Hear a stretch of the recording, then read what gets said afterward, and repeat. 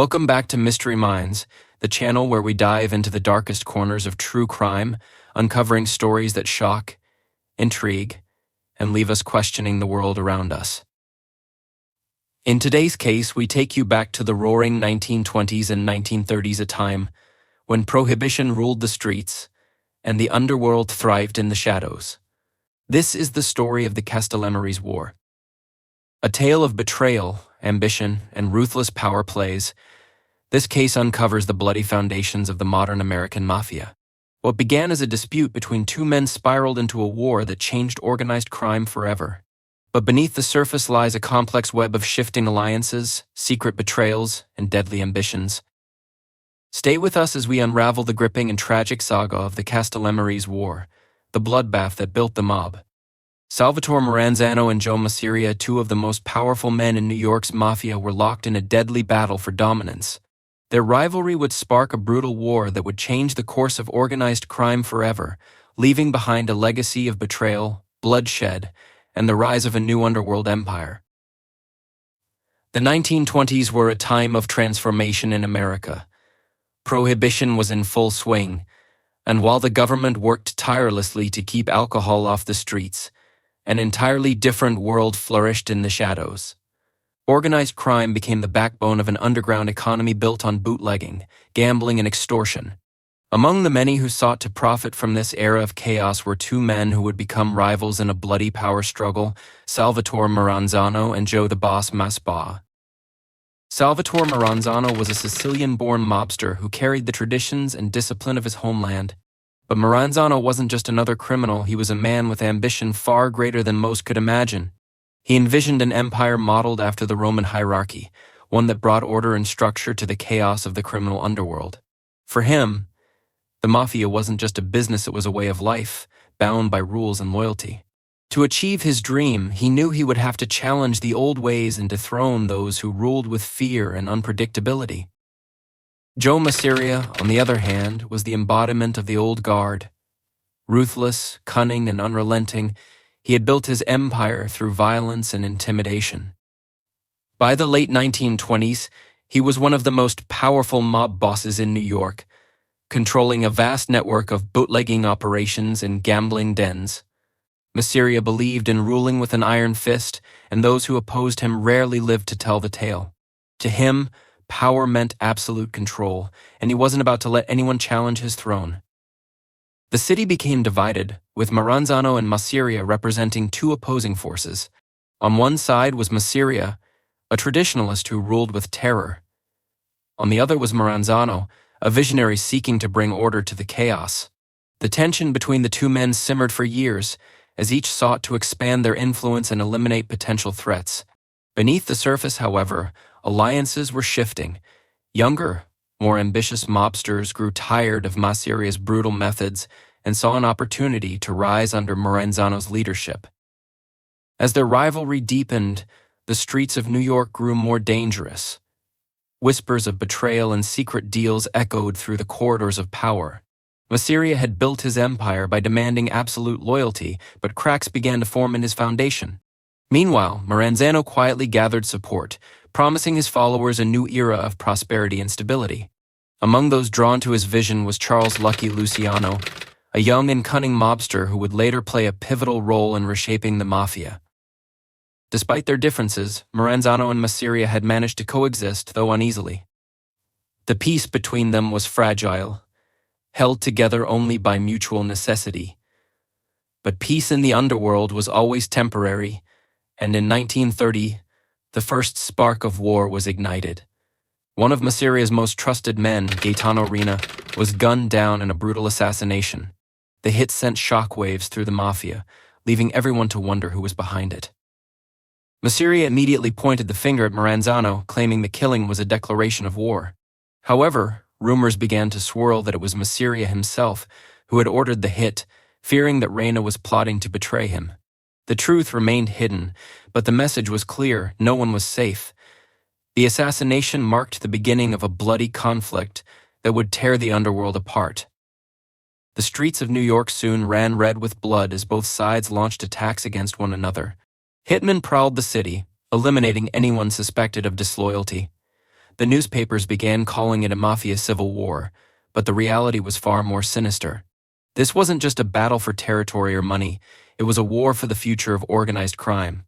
And for Maranzano and Masseria, there could be only one victor. As the conflict escalated, the stakes grew higher. All eyes turned into enemies, and loyalty became a fleeting concept. Each man believed he was destined to emerge victorious, but the cost of their ambition would be far greater than either of them could have imagined. The city braced itself for what was to come, unaware that the violence would not only reshape the Mafia but leave an indelible mark on history.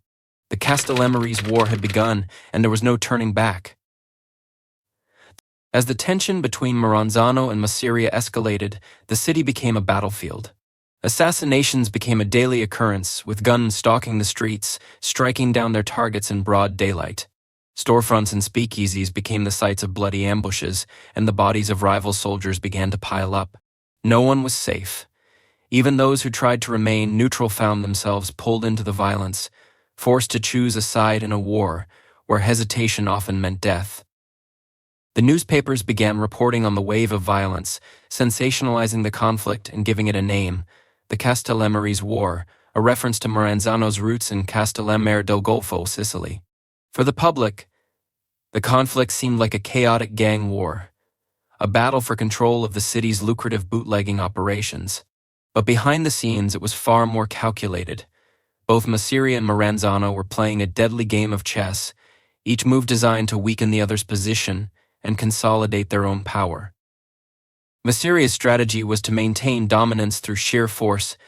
He relied on his reputation for brutality to keep his men in line and to intimidate those who might be tempted to side with Maranzano. He ordered the elimination of anyone suspected of disloyalty, often without evidence. This reign of terror only deepened the cracks within his organization as fear turned into resentment.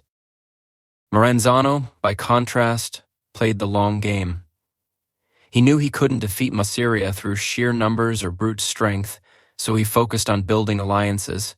He promised his followers a better future, one where their loyalty would be rewarded rather than punished. His vision of a structured and hierarchical mafia resonated with many, particularly younger mobsters who were tired of the constant infighting and chaos. Slowly but surely, Maranzano began to chip away at Masseria's power base. Luciano's role in the conflict became increasingly significant. While he remained outwardly loyal to Masseria, he was secretly working to align himself with Maranzano. Luciano's ability to navigate both sides made him an invaluable asset to Maranzano's cause, allowing him to gather intelligence and sow discord within Masseria's ranks. But his double dealing was a dangerous game, one that could cost him everything if he were discovered. As the war raged on, the violence became more personal. Soldiers who had once fought side by side turned their guns on each other. Families were torn apart by betrayal, and neighborhoods were gripped by fear. The streets of New York became a hunting ground, where no one could be certain who might turn against them. The Mafia was eating itself alive, and yet neither side was willing to back down. By the end of 1930, it was clear that the Castellammarese War would not end with a truce or a compromise. The stakes were too high, and the hatred between Masseria and Maranzano was too deeply rooted. Both men were determined to emerge as the undisputed ruler of the underworld, no matter the cost. For the soldiers caught in the middle, there was no escape. The only certainty was that the violence would continue and that the war's ultimate victor would be decided not by strength alone, but by cunning, betrayal, and the willingness to sacrifice everything in pursuit of power. As the Castellammarese War dragged on, both sides suffered heavy losses. The city's underworld had become a battlefield, and the cost of loyalty was paid in blood. Joe Masseria's power began to wane as distrust spread through his organization like a plague. His paranoia grew with each passing day, and he started to see enemies everywhere, even among his most trusted men. It was in this atmosphere of fear and suspicion that Charles Lucky Luciano saw his opportunity. Luciano had always been a survivor, navigating the chaos of the Mafia with cunning and calculated precision. While he publicly remained loyal to Masseria, he had grown tired of the old boss's outdated methods and relentless paranoia. To Luciano, the future lay in unity and efficiency, not in constant bloodshed and betrayal. Maranzano's vision of a structured, hierarchical mafia appealed to him, but but even more appealing was the prospect of building his own legacy, one free from the suffocating rule of either Masseria or Maranzano. Recognizing that his ambitions could not be realized while Masseria lived, Luciano began to plot against the man he had once called his mentor. But this betrayal would require careful planning. Masseria, despite his flaws, was still a formidable force, surrounded by men who were fiercely loyal to him. To turn the tide, Luciano knew he needed the support of Maranzano, who shared his desire to end the war and eliminate Masseria once and for all. Secret meetings were arranged, and an agreement was reached. Luciano would deliver Masseria to Maranzano, effectively removing him from power. In exchange, Luciano would be granted a significant role in Maranzano's new order. But even as he plotted against Masseria, Luciano kept his plans hidden from both sides, continuing to play the part of a loyal soldier while quietly laying the groundwork for his betrayal. The opportunity came in April 1931. Luciano invited Masseria to a quiet Italian restaurant on Coney Island, presenting the meeting as a friendly gathering to discuss strategy. The two men sat together, playing cards and sharing a meal, while Luciano's true intentions remained concealed. Outside the restaurant, a group of gunmen waited for Luciano's signal. As the card game unfolded, Luciano excused himself and stepped away, leaving Masseria alone at the table. Moments later, the gunmen burst into the restaurant and opened fire. When the dust settled, Masseria lay dead, his empire shattered. It was a decisive blow that marked the end of his reign and the beginning of a new chapter in the Mafia's history. For Maranzano, Masseria's death was a triumphant moment. With his rival eliminated, he assumed control of the Mafia, declaring himself the boss of bosses. He wasted no time in restructuring the organization, dividing it into 5 families and instituting a formal hierarchy to maintain order. Maranzano's dream of creating a Roman-style empire seemed within reach, and he believed that Luciano, who had proven his loyalty by betraying Masseria, would be an invaluable ally in this new era. But Luciano had no intention of serving anyone. His betrayal of Masseria was not an act of loyalty to Maranzano, but a calculated step toward his own rise to power. While Maranzano celebrated his victory, Luciano began to quietly consolidate his own network of allies, bringing together a group of ambitious young mobsters who shared his vision of a modern, profit-driven mafia. Maranzano, for all his intelligence, underestimated the threat Luciano posed. He believed that his authority as boss of bosses was unassailable and that Luciano's ambitions could be contained. But Luciano was already working behind the scenes to undermine Maranzano's rule. He saw in Maranzano the same flaws that had doomed Masseria: arrogance, rigidity, and a reliance on fear to maintain control. For Luciano, Maranzano's reign was just another obstacle on his path to the top. The Castellammarese War had claimed one king, but the battle for control of the Mafia was far from over. Luciano's betrayal of Masseria was just the beginning of a larger plan, one that would reshape the underworld and cement his place as its undisputed leader. With Maranzano now in his sights, Luciano prepared for the next phase of his revolution, knowing that the price of power was steep, but the rewards were worth every risk.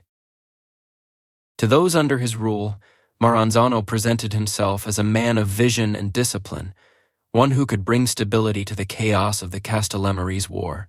But his ambition came with a cost. His insistence on total control and unquestioning loyalty alienated many of the men who had helped him rise to power.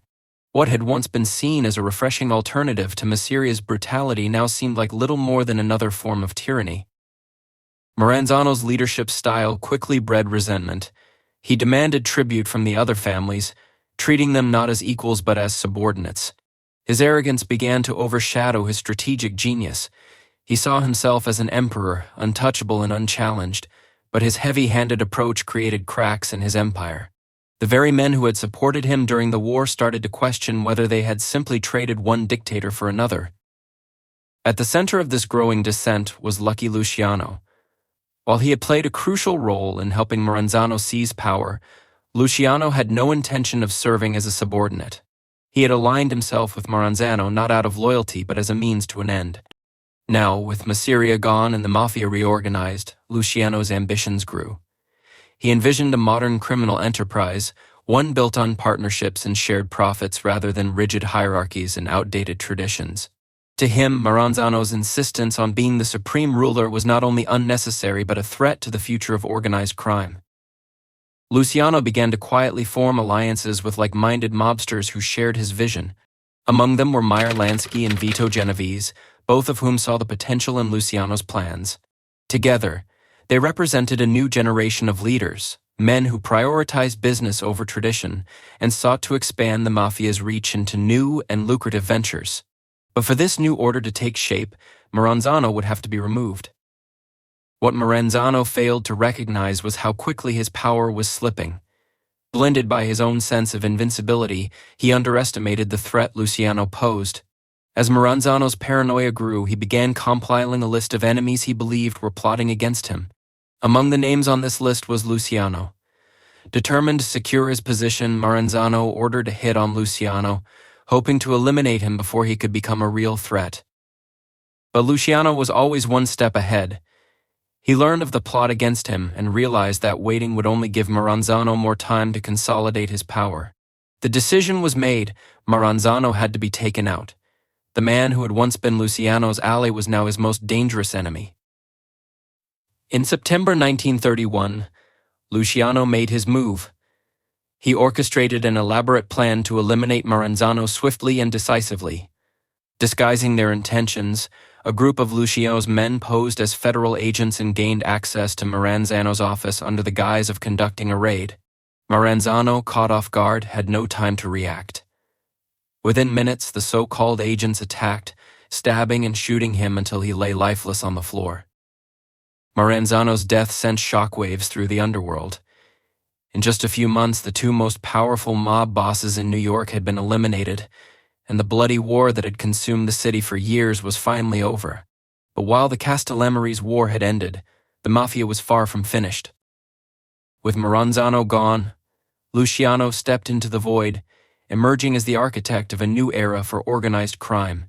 His vision of a commission, a governing body, where the heads of the five families could work together to resolve disputes and coordinate operations, revolutionized the Mafia. It marked the end of the old ways and the beginning of a more sophisticated, business-oriented underworld.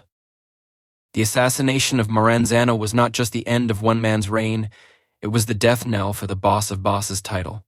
Never again would one man hold absolute power over the Mafia. Luciano's bold move had secured his place as the most influential figure in the criminal world, but it also signaled a shift in the Mafia's identity. The organization was evolving, and with it came new opportunities and new dangers. The Castellammarese War had claimed another victim, but the real battle was only just beginning. The foundations for a new empire had been laid, but the price of progress was steep, and the shadows of betrayal still loomed large. For Luciano, the question was no longer how to seize power, but how to keep it in a world where loyalty was as fleeting as the smoke from a gun barrel. With Salvatore Maranzano's death, a new era dawned for organized crime in New York. The bloody Castellammarese War, which had claimed countless lives and brought chaos to the city's underworld, was finally over. But this victory was not an end, it was the beginning of a revolutionary shift in how the Mafia operated. At the center of it all stood Charles Lucky Luciano, the man who had outmaneuvered both Masseria and Maranzano, emerging as the most powerful figure in the underworld. Luciano wasted no time consolidating his power. Unlike his predecessors, who ruled through fear and demanded absolute control, Luciano had a different vision for the Mafia. He understood that the constant infighting and rigid hierarchies of the past had only weakened the organization, leaving it vulnerable to betrayal and collapse. To ensure stability, Luciano proposed a radical idea, the creation of a governing body, known as the Commission, where the leaders of the five New York families could work together to manage their operations, settle disputes, and avoid unnecessary bloodshed. The Commission was a groundbreaking concept. For the first time, power was decentralized, and decisions were made collectively rather than dictated by a single boss. Luciano's vision was one of cooperation and profit, where business interests took precedence over personal vendettas. The five families Luciano's own, along with those led by Meyer Lansky, Frank Costello, Vito Genovese, and others, became the foundation of this new system. Each family operated independently, but all were bound by the rules of the Commission, ensuring a delicate balance of power. Luciano's reforms extended beyond New York. He sought to unify criminal organizations across the country, forming alliances with powerful mobsters in Chicago, Las Vegas, and other major cities. The Mafia was no longer a loose collection of warring factions, it was becoming a national enterprise, with its leaders functioning more like corporate executives than street-level gangsters. Prohibition may have ended, but the Mafia's influence was expanding into new ventures, gambling, labor racketeering, and even legitimate businesses. Luciano's vision turned the Mafia into a sophisticated criminal empire that thrived in the shadows of America's growing economy. But Luciano's rise to power was not without challenges. The old guard, those who still clung to traditional Mafia values and resented the changes he had implemented, viewed him as a traitor to their Sicilian heritage.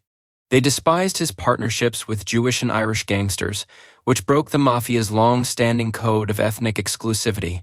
Luciano's modernized approach, while effective, also made him enemies who yearned for the old ways of absolute rule and blood-soaked loyalty. The government, too, began to take notice of Luciano's growing power. Law enforcement, which had been largely ineffective during the chaotic days of the Castellammarese War, started to focus its efforts on dismantling the Mafia's new structure. Luciano, with his sharp mind and careful planning, evaded capture for years, but his prominence made him a target. Investigators built a case against him, and in 1936, Luciano was convicted on charges of running a prostitution ring, a conviction that many believed was orchestrated to remove him from power. With Luciano imprisoned, the Mafia faced another crossroads, but his reforms had created a system that could survive without him at the helm.